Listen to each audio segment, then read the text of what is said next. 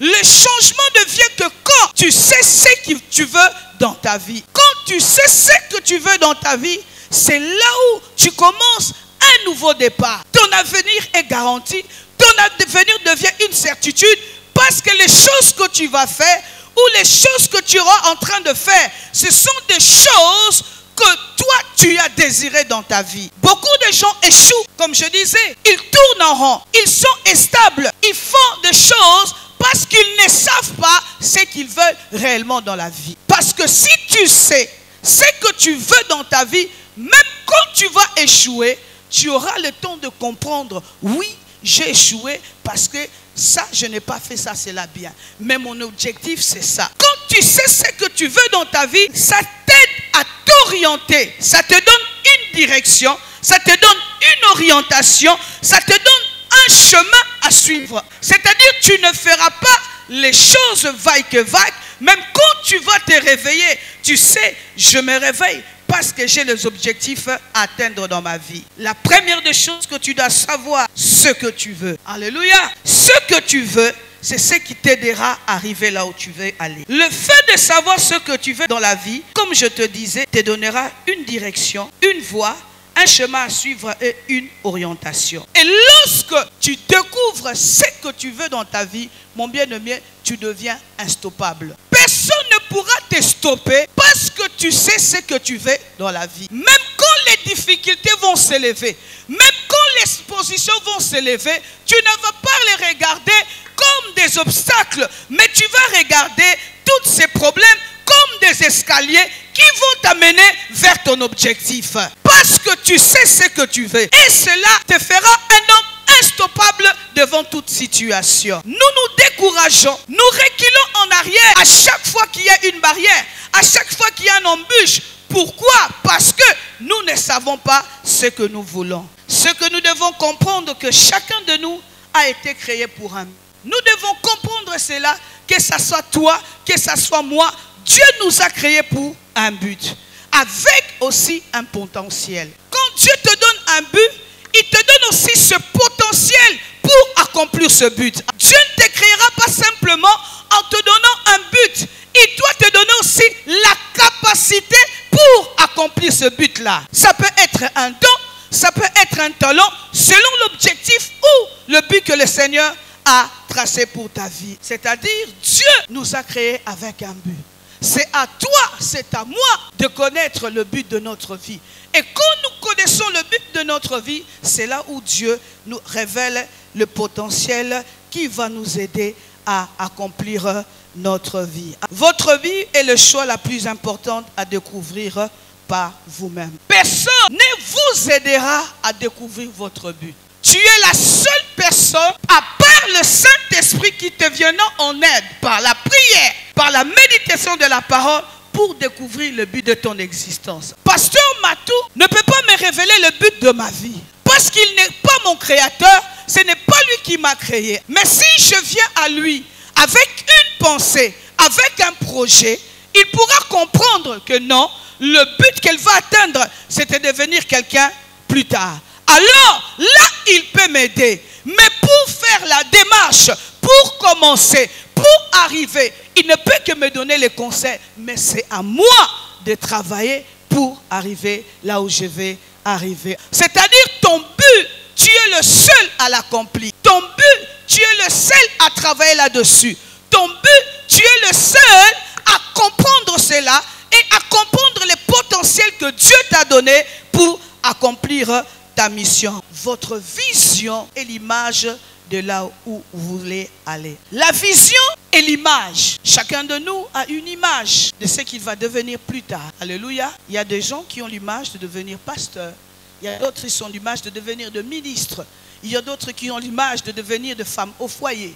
Il y a d'autres personnes qui ont l'image de devenir un homme ou une femme influent. C'est par rapport à ce que tu mets dans ta pensée.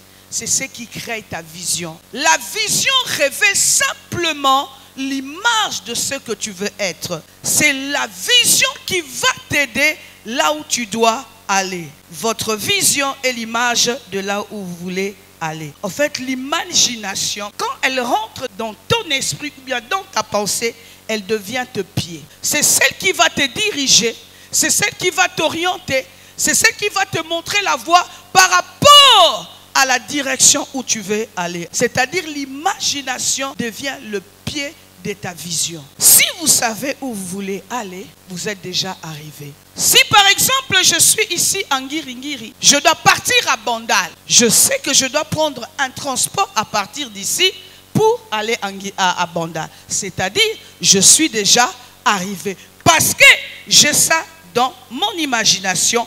Ma vision me donne l'image de là où je vais aller. Mais si tu ne sais pas là où tu veux aller, ce sera pour toi difficile d'arriver. Tu ne peux pas arriver dans un endroit où tu ne connais pas. Pour que tu arrives, tu dois avoir la vision de là où tu veux aller. Tu dois avoir l'information de là où tu veux aller. Pourquoi? Parce que si tu ne sais pas là où tu veux aller et tu t'engages, tu vas perdre ton temps.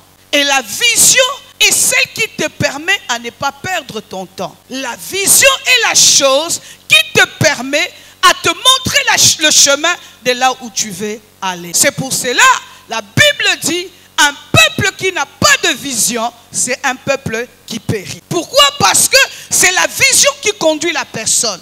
C'est la vision qui dirige la personne et la vision amène la personne vers la destination. Mais quand tu n'as pas la vision, tu péris. C'est pour cela la Bible dit, mon peuple périt parce qu'il lui manque la vision. Si vous ne savez pas où vous allez, il sera difficile pour vous d'y arriver.